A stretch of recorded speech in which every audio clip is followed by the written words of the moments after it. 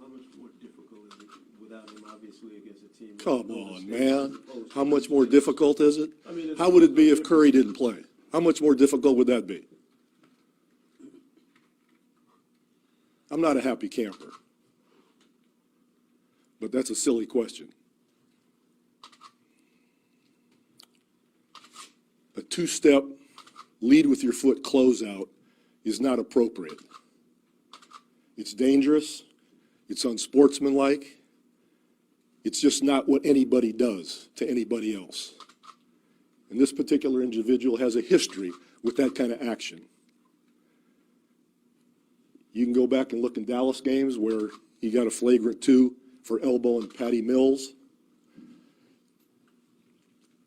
The play where he took Kawhi down and locked his arm in Dallas and could have broken his arm. Ask David West, his current teammate, how things went when Jaja was playing for Dallas and he and David got into it. And then think about the history he's had and what that means to a team, what happened last night. A totally unnatural closeout that the league has outlawed years ago and pays great attention to it. And Kawhi's not there. And you want to know how we feel about it. You want to know if that lessens our chances or not.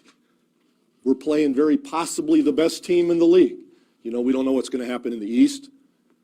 And 9.75 people out of 10 would figure the Warriors will beat the Spurs. Well, we've had a pretty damn good season. We've played fairly well in the playoffs. I think we're getting better. And we're up 23 points in the third quarter against Golden State. And Kawhi goes down like that. And you want to know if our chances are less, and you want to know how we feel? That's how we feel. Follow up? Does that pretty much cover it? Okay, thank you. You expect the league to do anything? Because when you do those press conferences in Washington, they always say, I got one more question. I got a second question. You expect the league to do anything? I don't care what the league does. I'm just telling you how I feel. The league is the league. They do what they do. I could care less. Did you express the same tone with Kiki? No, I didn't call the league.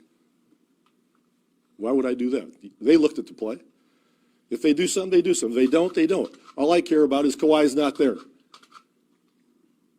And, you know, having your horses is important at this point in the deal. And when you're playing Golden State in their place and you're playing like that, it's pretty cool. And if he would have played and they'd have ended up winning, I go get dinner, have a glass of wine, wake up the next day, go to practice, and move on. But this is crap. And because he's got this history, it can't just be, oh, it was inadvertent. He didn't have intent. Who gives a damn about what his intent was? You ever hear of manslaughter? You still go to jail, I think, when you're texting and you end up killing somebody. But you might not have intended to do that. All I care is what I saw. All I care about is what happened. And the history there exacerbates the whole situation and makes me very, very angry. But I'm still open to follow-ups. A basketball player should have a responsibility for the safety of the other 9 individuals on the floor. Nobody wants to do anything that would put anybody else in danger for a game or a career.